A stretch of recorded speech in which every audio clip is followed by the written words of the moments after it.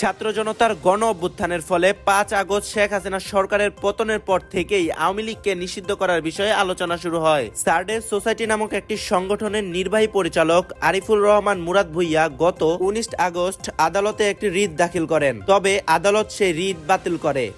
আইন, বিচার ও সংসদ বিষয়ক উপদেষ্টা আসিফ নজরুল তখন মন্তব্য করেছিলেন যে রাজনৈতিক দল হিসেবে আওয়ামী লীগকে নিষিদ্ধ করা ঠিক হবে না।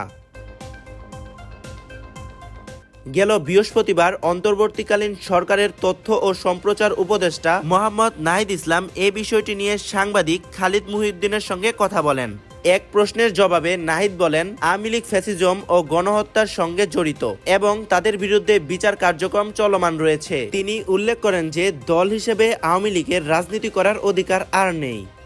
আওয়ামী লীগ কিভাবে নিষিদ্ধ হবে এ প্রসঙ্গে নাহিদ বলেন, এটি একটি জাতীয় বিষয় এবং এ বিষয়ে অন্যান্য রাজনৈতিক দলের মতামত নেওয়া হবে। সকল রাজনৈতিক দল ঐক্যবদ্ধ হলে আওয়ামী লীগের রাজনীতি নিষিদ্ধ করার সিদ্ধান্ত নেওয়া হবে। অন্তর্বর্তীকালীন সরকারের প্রধান উপদেষ্টা অধ্যাপক ডক্টর মোহাম্মদ ইউনূস বৈষম্য বিরোধী ছাত্র আন্দোলনের মাস্টারমাইন্ড হিসেবে মাহফুজ আলমকে বিশ্বমঞ্চে পরিচয় করিয়ে দেন। এ বিষয়ে এক প্রশ্নের জবাবে নাহিদ বলেন, বৈষম্য বিরোধী ছাত্র আন্দোলনে মূলত সাধারণ শিক্ষার্থীদের দ্বারা পরিচালিত হয়েছিল এবং এতে বিভিন্ন রাজনৈতিক নেতারাও যুক্ত ছিলেন। আন্দোলনের একক নেতৃত্ব ছিল না, বরং সাধারণ মানুষই এটি এগিয়ে নিয়েছিল। মাহফুজ আলম এই আন্দোলনের কৌশলগত পরামর্শদাতাদের মধ্যে অন্যতম ছিলেন।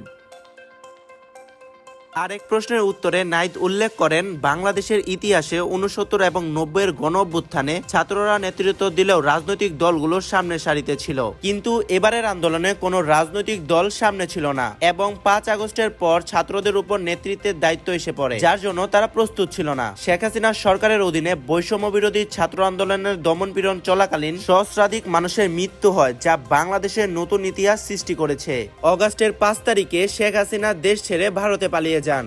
এদিকে আন্তর্জাতিক অপরাধ ট্রাইব্যুনালে শেখ হাসিনা ও আওয়ামী লীগের বিরুদ্ধে জুলাই মাসের হত্যাকাণ্ডের বিচারের দাবি করে একাধিক অভিযোগ উঠেছে। সৌরভ হোসেন, পাতাবাহার টিভি।